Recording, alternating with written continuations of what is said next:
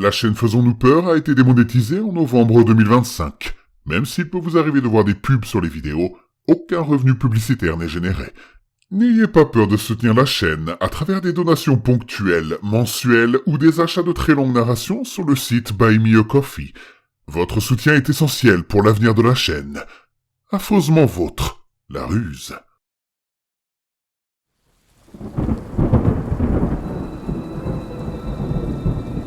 Attention, le contenu de cette vidéo peut heurter la sensibilité des plus jeunes. Vous êtes prévenus. N'ayez pas peur de laisser un pouce bleu, d'activer les notifications et de vous abonner si ce n'est pas déjà fait. Le photographe a demandé 50 secondes d'immobilité. Il y avait une raison. Papa a dit qu'un homme venait de la ville demain pour nous photographier. Je n'ai jamais eu de photo de moi auparavant. Mes parents en avaient fait faire une avec James quand il était bébé. Elisa et moi n'étions pas encore nés. La photo est posée au-dessus de la cheminée, dans un cadre doré brodé. Papa promettait toujours qu'il en ferait faire une de nous tous quand il aurait l'argent. Il disait qu'on en aurait une de toute la famille, ensemble. Maintenant, il dit que mieux vaut tard que jamais.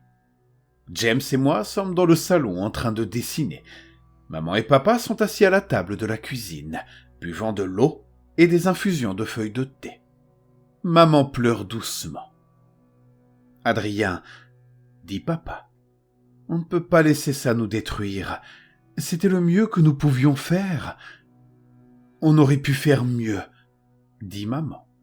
Un meilleur médecin, quelque chose. » Sa voix s'éteint. « Il n'y avait rien d'autre à faire, répond papa. Nous avons fait ce que nous pouvions avec le temps qu'il nous restait. Le Seigneur avait besoin d'elle. » Maman laisse échapper un gémissement. À l'étage, Elisa porte sa plus belle robe du dimanche. Maman l'a rendue très jolie, comme si elle dormait. Le docteur Coffet est venu il y a quelques jours. Elisa gémissait depuis des heures. Maman était entrée pour s'occuper d'elle, et moi j'avais dû aller dormir dans la chambre de James. Toute la nuit, je l'ai entendu vomir. Quand le docteur Coffet est parti le lendemain, je lui ai demandé ce qu'elle avait.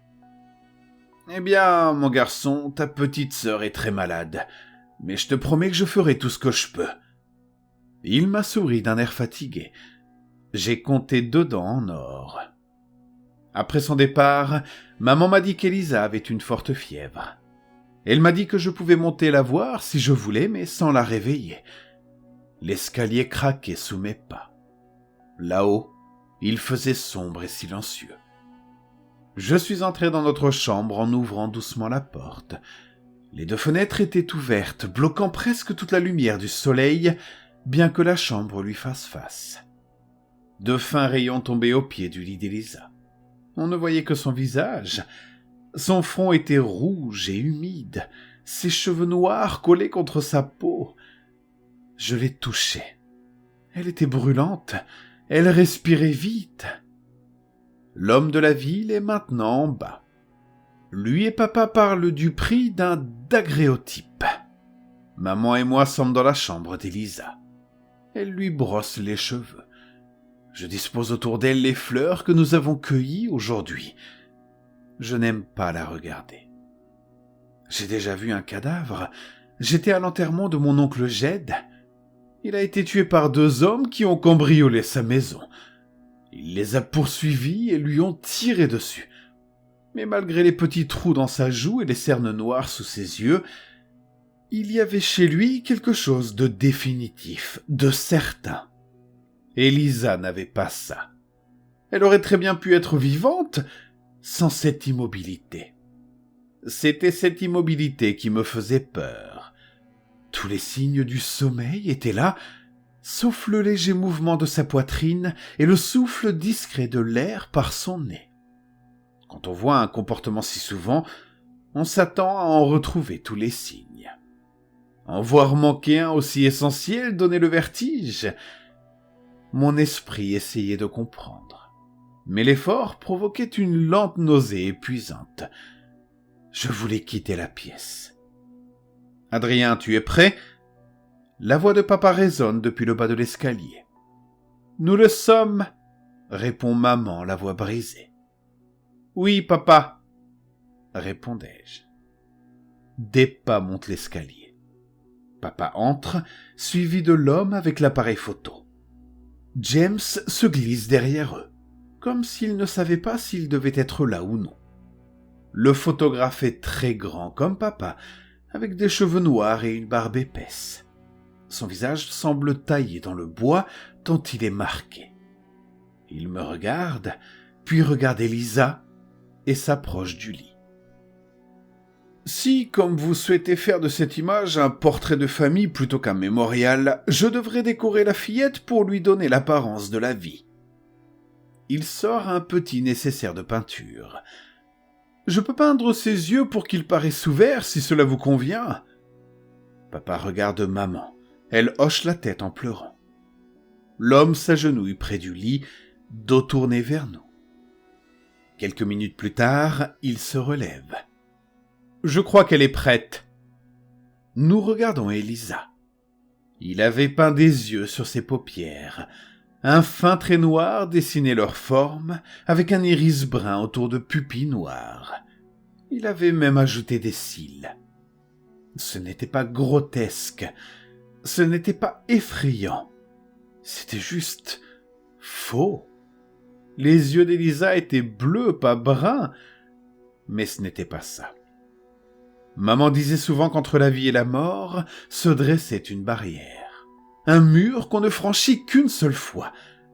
Les yeux peints d'Elisa semblaient l'avoir ramenée de l'autre côté, même imparfaitement. Je ressentais à la fois de l'espoir et un profond malaise. L'homme demande si nous sommes prêts.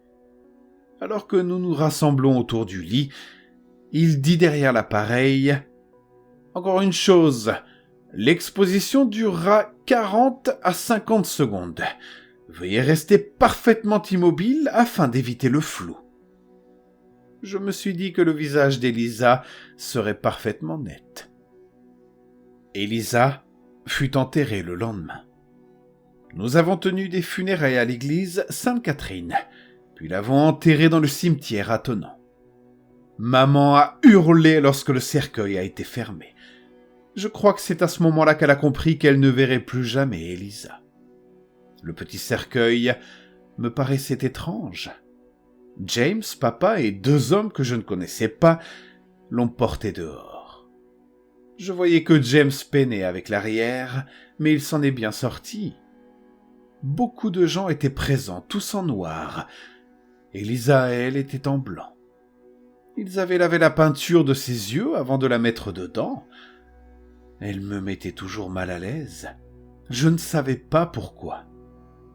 Nous avons placé la photographie dans son cadre doré, au centre de la cheminée. C'était agréable de passer devant et de la regarder. Cela a aidé à se souvenir de son visage. À force de ne plus voir quelqu'un, ces traits commencent à s'effacer dans la mémoire, vous savez. Quelques semaines plus tard, je regardais encore la photo. Moins souvent, mais parfois. Je regardais Elisa, mais aussi moi-même. J'aimais bien voir mon visage, je trouvais ça incroyable. Je savais à quoi je ressemblais. Mais me voir sur une photo était différent d'un miroir ou d'un reflet dans l'eau. Je me sentais aussi mal parce que Elisa ne verrait jamais sa propre image. Elle ne saurait jamais à quoi elle ressemblait enfant. Elle ne se verrait jamais grandir. Des larmes brûlantes montaient à mes yeux. Les yeux peints derrière le gris de la photo. Une expression presque triste, mais je me suis figé. Quelque chose n'allait pas. Je me sentais couler. J'avais froid. Il y avait une erreur. Quelque chose de profondément mauvais. Je fixais le visage d'Elisa, juste au-dessus des couvertures, cherchant ce détail qui avait déclenché cette peur sans réussir à la saisir. C'était instinctif. Je ressentais la terreur sans en connaître la cause, comme si j'étais perdu dans une forêt la nuit, certain que quelque chose d'horrible me regardait juste hors de mon champ de vision. La peur est devenue une terreur moite et suffocante. La nausée m'a envahi, mes mains tremblaient. Et puis j'ai compris. Je m'en suis souvenu à cause de ce que le photographe avait dit ce jour-là et ce que j'avais pensé. L'idée s'est imposée, lourde et glaciale. La pièce s'est mise à tourner. Le choc m'a traversé.